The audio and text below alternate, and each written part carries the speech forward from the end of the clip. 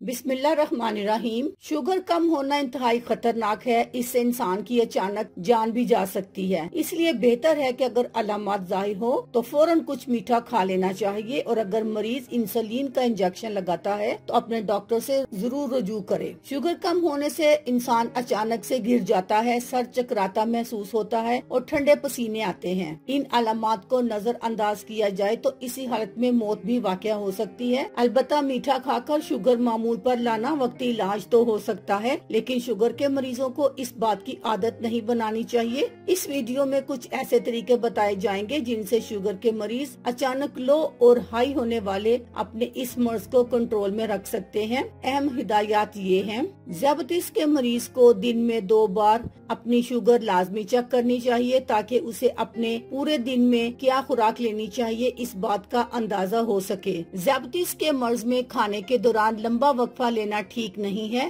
3 के बजाय 5 बार खाना खाने से जिस्म में ग्लूकोज की सतह बरकरार रहती है और अचानक से शुगर लो नहीं होती। खाने में ऐसी खुराक खाएं जिनमें दही, दालें, मछली, अनाज और ब्राउन चावल वगैरह शामिल हैं। सलाद, मौसमी फल वगैरह भी खुराक का हिस्सा बनाया जा सकता है। इंसुलिन लेने वाले मरीज अपने डॉक्टर से लो शुगर के हवाले से गुफ्तगू जरूर करें। अल्लाह हाफिज।